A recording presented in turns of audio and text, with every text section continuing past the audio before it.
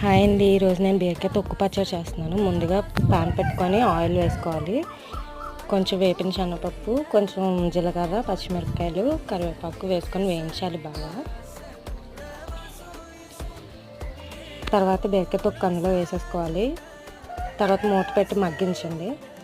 తగినంత ఉప్పు, పసుపు వేసి బాగా కలపండి. బాగా ఫ్రై చేయాలండి. ఇది ఎంత మగ్గితే అంత టేస్ట్గా ఉంటుంది నూనెలో. తర్వాత కొత్తిమీర వేసుకోండి. కొత్తిమీర వేసుకుంటే చాలా బాగుంటుంది.